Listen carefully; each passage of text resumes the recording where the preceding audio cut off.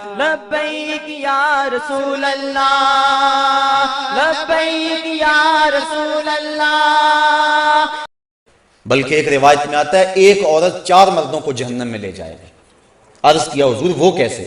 فرمایا ایک عورت کو جہنم کا حکم ہوگا، وہ عرض کرے گی مالک میرے باپ کو بلایا جائے، بلایا جائے گا، یا اللہ یہ میرا باپ اور میں اس کی بیٹی، میری تربیت کا جوہر تو اس کے ہاتھ تھا، آج جن گناہوں کے سبب سے میں جہنم میں جا رہی ہوں تو اس کا ذمہ دار یہ ہے، اس نے میری دینی خطوط پہ تربیت نہیں کی۔ اب وہ باپ جس نے اپنی بیٹی کی ہر فرمائش پوری کی لیکن دین نہیں دیا، وہ قیامت کے دن رب کے سامنے کیا جواب دے گا؟ اللہ تعالیٰ فرمائے گا اسے بھی پکڑو، اس کے باپ کو بھی پکڑو اور دونوں کو جہنم میں لے جاؤ۔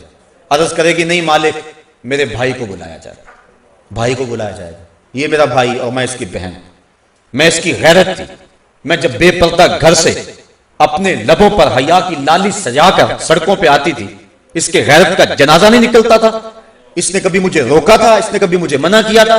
اگر اس کی غیرت جاگتی، اس میں احساس موجود ہوتا تو میں اتنی آوارہ نہ ہوتی کہ آج مجھے جہنم میں اس کی سزا بھگتنا پڑتی۔ اب وہ بھائی کیسے جواب دے گا جس کو خود چوکوں اور موڑوں پہ کھڑا ہونے کا چسکا ہے اور وہ کالج کے دروازوں پہ کھڑے ہو کر کے اپنی نظروں کو تسکین دیتا ہے اور سمجھتا ہے کہ میری بہن دوسروں کی نظروں سے محفوظ ہے؟ کل قیامت کے دن وہ بھی جواب نہیں دے سکے گا۔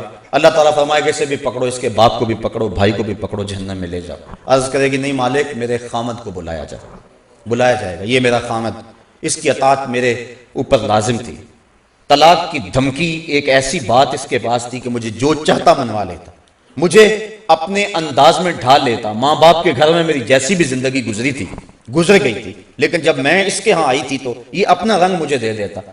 اب وہ خامد کیا جواب دے گا جو خود عورت کی باہوں میں باہیں ڈال کر پارکوں میں گھومتا ہے اور دوستوں کو چائے پہ بلوا کے اپنی بیوی کو بے پردہ سامنے بٹھوا کے کہتا ہے بتاؤ بھابھی کیسی ہے، جو اپنے دوستوں سے اپنی بیوی کے حسن کی داد مانگتا ہے؟ کل قیامت کے دن وہ بے غیرت خامد کیا جواب دے گا؟ اللہ تعالیٰ فرمائے گا اسے بھی پکڑو، اس کے باپ کو بھی پکڑو، خامن اور بھائی کو بھی پکڑو اور جہنم میں لے جاؤ۔ عرض کرے گی نہیں مالک میرے بیٹے کو بھی بلایا جائے، بیٹے کو بلایا جائے، یہ میرا بیٹا اور میں اس کی ماں، میرے سینے میں تو نے تڑپتی ہوئی ممتا رکھ دی تھی، اس کے چہرے کی عکاسی میری زندگی میں اجاڑ ڈال دیتی، میری زندگی کا سارا حسن اس کے چہرے کی خوشی سے وابستہ تھا۔ اب یہ اگر مجھے کہتا کہ امی میں کھانا نہیں کھاؤں گا، تو نماز نہیں پڑھتی ہے، تو گھر سے بے پردہ نکلتی ہے، تو کیا میں اپنے اس بچے کی رضا کے لیے اپنے مزاج کو نہ بدلتی؟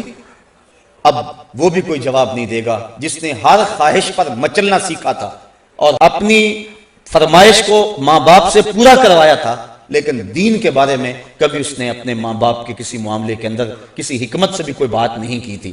اللہ تعالیٰ فرمائے گا اسے بھی پکڑو، اس کے بھائی باپ بیٹے اور خامن کو بھی پکڑو اور پانچوں کو گھسیٹ کے جہنم میں لے جاؤ۔ فرمایا اس طرح ایک عورت 4 مردوں کو جہنم میں لے جائے گی۔ تو صاحبو یہ زندگی ہماری گزر رہی ہے، ہم دیکھیں کہ ہم کسی کی شامت اعمال سے نہ پھنس جائیں، اپنے معاملات کو بھی حسن دیں اور نیکیوں کے نور سے اپنے من میں اجالے کی کوشش کریں، اور دوسرا اپنے ارد گرد کے جو لوگ جن کی ذمہ داری ہمارے اوپر ہے، کل قیامت کے دن ہم سے ان کے بارے میں پوچھا جائے گا، قُوا أَنفُسَكُمْ وَأَهْلِكُمْ نَارًا، کہ اپنے آپ کو اور اہل خانہ کو جہنم کی آگ سے بچا لو۔ کل کوئی عذر مسموع نہیں ہوگا، نہ ادھر ادھر کی بات کر مجھے یہ بتا قافلہ کیوں لٹا، مجھے رہزنوں سے غرض نہیں تیری رہبری کا سوال ہے۔ تو سربراہ تھا خاندان کا، تھا خاندان کیوں لٹ گیا؟ اس کے مزاج میں لادینیت کیسے آ گئی، آوارگی کیسے آ گئی؟ تو اس کا سربراہ تھا، تو قیامت کے دن سربراہ سے سوال کیا جائے گا۔ اللہ تعالیٰ جل شانہ ہمیں ایسے اعمال کرنے کی توفیق دے کہ کل قیامت کے دن ہم سرخرو ہو جائیں۔ اب حضور علیہ السلام کی سنت یہ ایک ایسا نور ہے جس کو اپنانے سے بندہ اللہ کی رحمتوں کا حقدار بنتا ہے۔ اس کی ایک سادی سی مثال میں آپ کے سامنے رکھنا چاہوں گا۔ حج و زیارت کے لیے حرمین طیبین میں حاضری کا شرف نصیب ہوا ہوگا، بڑا خوبصورت منظر وہاں ہوتا ہے، صفا اور مروہ کا۔ ہر حاجی اور ہر معتمر وہاں دوڑتا ہے، دوڑ لگی ہوئی ہے، بچے بھی دوڑ رہے ہیں، بوڑھے بھی دوڑ رہے ہیں، جوان بھی دوڑ رہے ہیں، اور جس سے دوڑا نہیں جاتا اس نے اپنے آپ کو ریڑھی میں ڈلوایا ہوا ہے اور وہ بھی دوڑ رہا ہے۔ یا اللہ، یہ دوڑنا بھی کوئی عبادت ہے؟ اسلام تو ایک لمحہ بھی بے مقصد گزارنے سے میں روکتا ہے، یہ اسلام کا حسن ہے۔ حضرت ابو بکر بن داسا کہتے ہیں کہ حضرت امام ابو داؤد نے اللہ کے رسول علیہ السلام کی 5 لاکھ حدیثوں کو جمع کیا اور ان 5 لاکھ حدیثوں میں 4000 حدیثوں کا انتخاب کیا. 5 لاکھ حدیثوں کا خلاصہ جو تیار کیا وہ 4000 حدیثیں تھیں. ان میں سے مناقب اور زہد کی احادیث نکال کر جن سے احکام ثابت کیے وہ صرف 800 حدیثیں تھیں. اور فرمایا میں ان 800 حدیثوں میں سے پھر 4 حدیثوں کا انتخاب کیا. کہا اگر ان 4 حدیثوں پہ عمل کر لو تو تمہاری دنیا اور تمہارے دین کے لیے یہ 4 حدیثیں ہی کافی ہیں. ان 4 حدیثوں میں سے ایک حدیث یہ ہے من حسن اسلام المرء ترکہ ما لا یعنی ہے. آدمی کے اسلام کا حسن یہ ہے کہ وہ ہر بے مقصد کام کو چھوڑ دے. تو یہ اسلام کا مزاج ہے. قدم اٹھانے سے قبل مومن سوچتا ہے اس کا فائدہ کیا ہوگا. اب 3.5 میل کی دوڑ ہے اور وہاں حاجی اور معتمر دوڑ رہا ہے. دل میں خیال پیدا ہوتا ہے کہ یہ مقصد کیا ہے. حضرت ہاجرہ تو دوڑ رہی تھی, پانی کے لیے دوڑ رہی تھی, بیٹے کو پانی چاہیے تھا تو بیٹا تڑپ رہا تھا. حاجی کی تو بغل میں پانی کی بوتل ہوتی ہے, وہ پانی کے لیے تو نہیں دوڑ رہا ہوتا. امیر بھی دوڑ رہے ہیں, غریب بھی دوڑ رہے ہیں, بچے بھی دوڑ رہے ہیں, بوڑھے بھی دوڑ رہے ہیں. بعض ساری فیملیاں گئی ہوتی ہیں, چھوٹے چھوٹے بچے بھی دوڑ لگا رہے ہوتے ہیں. کیا وہ منظر ہوتا ہے. بادشاہ بھی دوڑ رہے ہیں, کج کلا بھی دوڑ رہے ہیں, غریب بھی دوڑ رہے ہیں, امیر بھی دوڑ رہے ہیں, اور ان راہوں پہ نبی بھی دوڑے ہیں, ولی بھی دوڑے ہیں, غوث القطب اور ابدال بھی دوڑے ہیں, خود امام الانبیاء بھی دوڑے ہیں. یا اللہ یہ دوڑنا بھی کوئی عبادت ہے. یہ دوڑنے لگی, یہ سروں کا سمندر نظر آ رہا ہے, کوئی ادھر جا رہا ہے, کوئی ادھر آ رہا ہے, پانی کی بوتلیں بغل میں رکھی ہوئی ہیں, پانی بھی نہیں چاہیے, بیٹے بھی ساتھ ہیں, یہ کیوں دوڑ رہے ہیں. اللہ نے کہا کہ میری بندی نے راہوں پہ دوڑی تھی. یہ پروٹوکول ہے, یہ اعزاز ہے, یہ تکریم ہے.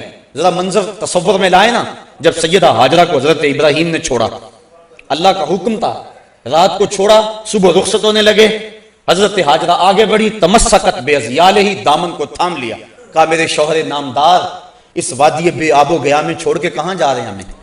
ایسی وہ وادی جہاں انسان کو کیا حشرات الارض بھی نہیں پائے جاتے تھے, وہاں انسانی اور حیوانی زندگی کیا, وہاں نباتات بھی نہیں تھے. مورخ اسلام حفیظ جلندری اس وادی کا نقشہ کھینچتا ہے. وہ کہتا ہے وہ وادی جس میں وحشت بھی قدم رکھتی تھی ڈر ڈر کے, جہاں پھرتے تھے آوارہ تھپیڑے بادے سر سر کے, جہاں پہ گھاس اگتی ہے, جہاں نہ پھول کھلتے ہیں, مگر یہ سرزمین ہے آسمان بھی جھک کے ملتے ہیں. وہ بے آب و گیا وادی, اور تنہا عورت, گود میں بچہ, اور کوئی وہاں پانی کا انتظام بھی نہیں ہے.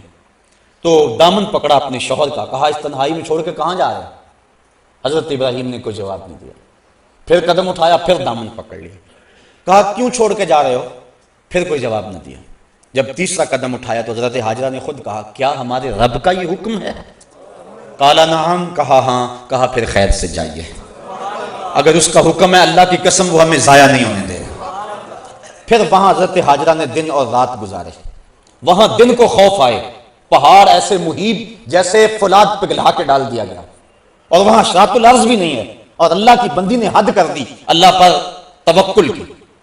آسان کام نہیں تھا. یہاں تو بڑے بڑے پہلوانوں کے پتے پانی ہو جائیں, اور ایک عورت ذات, اور محیط پہاڑ, اور رات اور دن, اور تنہائی اور غربت, اور معصوم بچہ پانی نہ ملا تو ضائع ہو جانے کا ڈر الگ. لیکن سیدہ ہاجرہ نے بھی اللہ پر توکل کی حد کر دی. کہا تو نے بھی حد کر دی, لیکن کل قیامت تک جن راہوں پہ تو دوڑی تھی میں بھی نبیوں اور ولیوں کو ان راہوں پہ دوڑاؤں گا. تو یہ عبادت قرار پایا. اس بندی کی ادا کو ادا کیا جا رہا ہے. کیوں یہاں کیوں سارے دوڑ رہے ہیں, اور اللہ کی رحمتیں ان دوڑنے والوں پہ اترتی ہیں جو اس راہ پہ دوڑتے ہیں. اللہ کا کرم ہو جاتا ہے ان کے اوپر, اس کے بعد سر منڈوا کے عمرہ مکمل. ان راہوں پہ دوڑ, جن راہوں پہ سیدہ ہاجرہ چلی تھی, ان راہوں پہ چلو تو عمرہ مکمل ہوتا ہے. تو یارو جن راہوں پہ امام الانبیاء چلے تھے, اگر کوئی اس طریقہ مسلوکہ پہ چلتا ہے تو اللہ اس پہ اپنی کتنی کرم نوازیاں فرماتا ہو. اور ہم صحابہ کو دیکھتے ہیں, انہوں نے ساری زندگی اتباع سنت میں گزار دی. حضرت انس بن مالک رضی اللہ تعالیٰ عنہ کو کسی نے دیکھا کہ شوربے سے کدو شریف کے ٹکڑے نکال نکال کے کھا رہے ہیں. کسی نے پوچھا یہ کیا کر رہے ہو. کہا مجھے نہیں پتا, ایک دن میں نے حضور کو یوں کرتے دیکھا تھا. یعنی یہاں تک اتباع سنت ہے. انسان اپنے مزاج کو نہیں بدل سکتا.